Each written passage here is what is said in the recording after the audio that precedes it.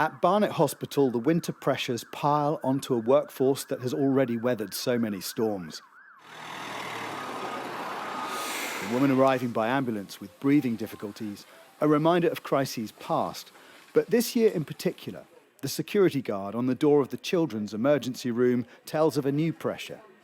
He's here because of record-long waits for treatment that means sometimes parents take out their frustration on the staff. The anger and frustration is then towards the nurses, and some of the language that is used is hurtful and very unkind towards the nurses, which is very upsetting. Many, like Miriam, are presenting because of fears her son, Max, has strep. When I came in, it was heaving. There was not even one chair. So really busy. Did you go to GP or just come straight in? We tried to call the GP and they said send in pictures. I've still not had a call back. Oh, really? No, they haven't called back? They haven't called back. Max was okay, but sometimes when this space becomes standing room only, children at risk, like 19-month-old Jamal, could get missed. It's okay. He needs urgent attention. But Mum Melissa was wary about him coming in because of the scenes she'd experienced 2 weeks earlier. Because there was just no space. I mean, parents were sitting on the floor with children, every room, every side room, the overflow room, it was all full. Yeah. So it's just chaotic scenes. Grandparent Michael had a similar experience. He couldn't cope. He's under pressure. He just couldn't cope with the volume of people in it. As simple as that. Didn't have the staff, not enough.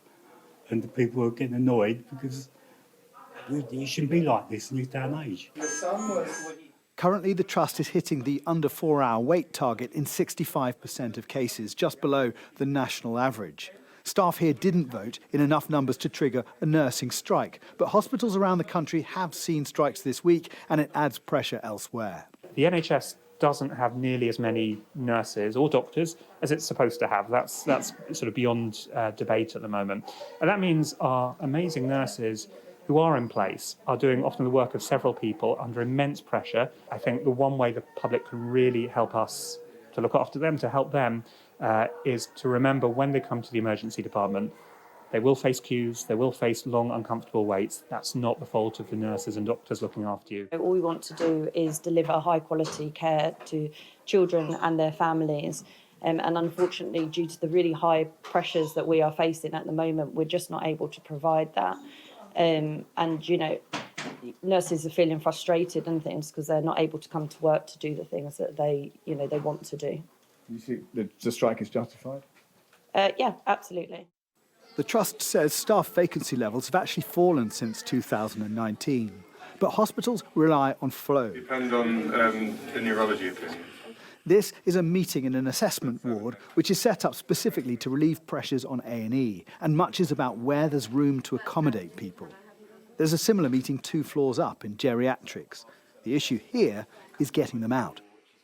At any one point in time, we in this hospital have around 60 patients or so who are elderly, often frail, but are medically stable and could leave hospital, but they are in hospital because we are unable to discharge them. She'll be 90 in February.